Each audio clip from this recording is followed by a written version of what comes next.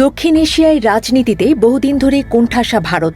একে একে সব প্রতিবেশীর আস্থা হারিয়ে দিল্লি এখন পুরো দস্তুর একা। উল্টো পাকিস্তান ধীরে ধীরে বাড়াচ্ছে মিত্রের সংখ্যা। ফলে দিল্লির চোখে আগুন আর কান থেকে বের হচ্ছে গরম ধোঁয়া। বাংলাদেশ সহ বিশ্বের ১৯টি দেশের অংশগ্রহণে পাকিস্তানে শুরু হয়েছে নবম international Pakistan army team spirit competition, সংক্ষেপে প্যাটস ২০২৬। বুধবার পাকিস্তানের উত্তর পশ্চিমাঞ্চলীয় খাইবার পাখতুনখাওয়া প্রদেশে আনুষ্ঠানিকভাবে এই আন্তর্জাতিক সামরিক মহড়ার সূচনা হয়। পাকিস্তানের সামরিক বাহিনীর গণমাধ্যম শাখা inter services public relations ISPR এক বিবৃতিতে জানিয়েছে, খাইবার পাখতুনখাওয়ার পাব্বি শহরে অবস্থিত ন্যাশনাল কাউন্টার টেরোরিজম সেন্টারে উদ্বোধনী অনুষ্ঠানের মধ্য দিয়ে মহড়ার কার্যক্রম শুরু হয়। এর পরপরই শুরু হয় ৬০ ঘণ্টা ব্যাপী টহলভিত্তিক কঠিন ও চ্যালেঞ্জিং সামরিক প্রতিযোগিতা। ISPR এর তথ্য মতে এই আন্তর্জাতিক প্রতিযোগিতামূলক মহড়ার মূল লক্ষ্য হচ্ছে অংশগ্রহণকারী সেনা সদস্যদের শারীরিক সক্ষমতা, মানসিক দৃঢ়তা ও বাস্তবভিত্তিক সামরিক দক্ষতা যাচাই করা।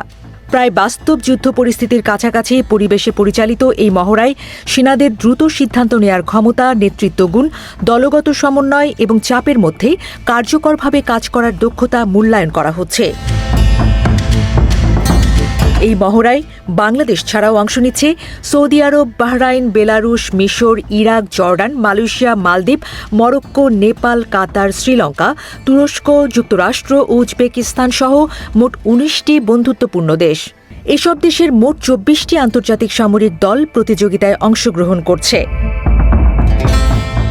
পাকিস্তান ISPR জানায়, পাকিস্তান আর্মি টিম স্পিরিট নির্দিষ্ট লক্ষ্যভিত্তিক ও কাজকেন্দ্রিক পেশাদার সামরিক মহড়া, যা প্রতি বছর নিয়মিতভাবে আয়োজন করা হয়। এই আসরে আয়োজক দেশ পাকিস্তানের সেনাবাহিনী ও নৌবাহিনীর মোট ১৬টি স্থানীয় দল অংশ নিচ্ছে। পাশাপাশি পাকিস্তান বিমান বাহিনীর প্রতিনিধিরা পর্যবেক্ষক হিসেবে মহড়ার সঙ্গে যুক্ত রয়েছেন।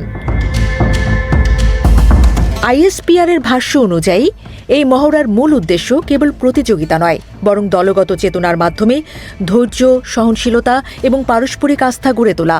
একই সঙ্গে অংশগ্রহণকারী দেশগুলোর সেনাবাহিনীর মধ্যে নতুন কৌশল, ধারণা ও সেরা দক্ষতা বিনিময়ের মাধ্যমে সামরিক সক্ষমতা বৃদ্ধি এবং যৌথ কার্যক্রমের সমন্বয় জোরদার করাও এই আয়োজনের অন্যতম লক্ষ্য।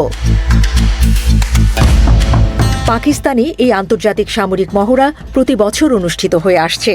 এর আগে সর্বশেষ ৮ম পাকিস্তান আর্মি টিম স্পিরিট অনুষ্ঠিত হয়েছিল ২০২৫ সালের এপ্রিল মাসে। ধারাবাহিকভাবে আয়োজিত এই মহড়া দক্ষিণ ও মধ্য এশিয়া সহ বিভিন্ন অঞ্চলের সেনাবাহিনীগুলোর মধ্যে পেশাদারিত্ব ও সহযোগিতার একটি গুরুত্বপূর্ণ প্ল্যাটফর্ম হিসেবে বিবেচিত হচ্ছে।